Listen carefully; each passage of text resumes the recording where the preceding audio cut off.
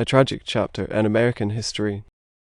The Salem Witch Trials were a series of hearings and prosecutions of people accused of witchcraft in Colonial, Massachusetts between February 1692 and May 1693. It is one of the most tragic and notorious events in American history, and it continues to fascinate and horrify people to this day. The trials resulted in the execution of 20 people, 14 of whom were women, and the imprisonment of many others.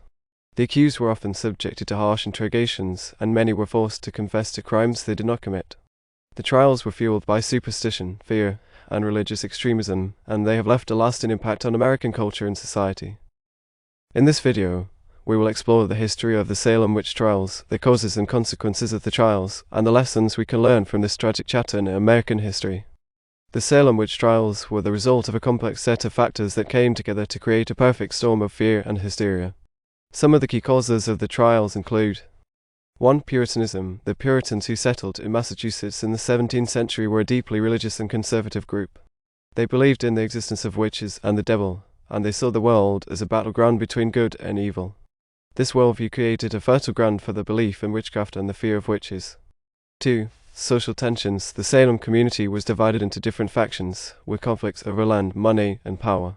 The trials provided an opportunity for people to settle old scores and gain an advantage over their rivals.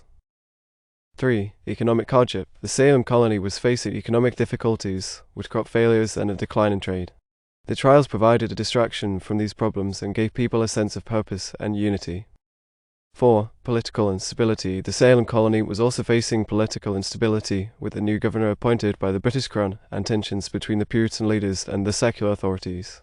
The trials provided a way for the Puritan leaders to assert their authority and control over the community.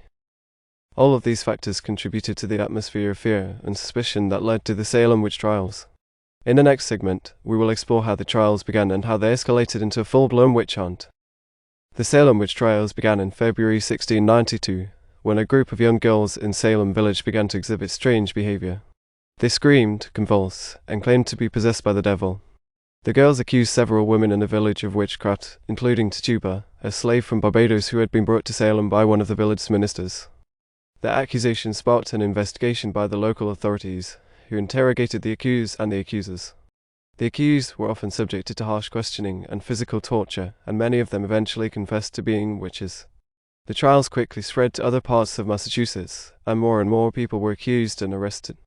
Trials were conducted in a highly irregular and unfair manner.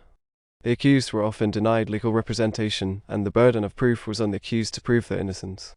The trials were also heavily influenced by superstition and hearsay, with the testimony of supposed spectral evidence visions of the accused engaging in witchcraft being accepted as proof of guilt. As the trials continued, they became increasingly frenzied and irrational. More and more people were accused, and the accusations became more and more absurd. Even respected members of the community, including ministers and judges, were accused of witchcraft. In the next segment, we will explore the height of the trials and the impact they had on the community of Salem. The height of the Salem Witch Trials occurred in the spring and summer of 1692. Dozens of people were arrested and imprisoned, and the jails were filled to capacity. The accused were often kept in squalid conditions, with little food or water, and many died from disease and malnutrition. The trials also had a profound impact on the community of Salem. Families were torn apart as husbands accused wives, and children accused parents. The trials created an atmosphere of fear and suspicion, with people afraid to speak out for fear of being accused themselves.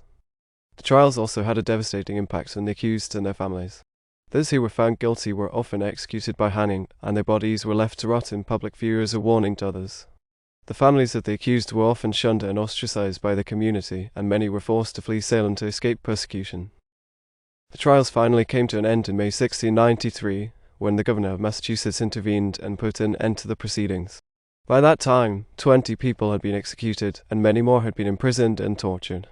In the next segment, we will explore the aftermath of the trials and the legacy they left behind. The Salem Witch Trials left a lasting impact on American culture and society. They have become a symbol of the dangers of superstition, fear, and intolerance, and they continue to fascinate and horrify people to this day. The trials also had a profound impact on the legal system in America. They helped to establish the principle of innocent until proven guilty, and they led to reforms in the legal system to prevent the use of hearsay and spectral evidence in trials. The trials also had a lasting impact on the community of Salem. For many years, the town was ashamed of its role in the trials, and it tried to forget the events of 1692.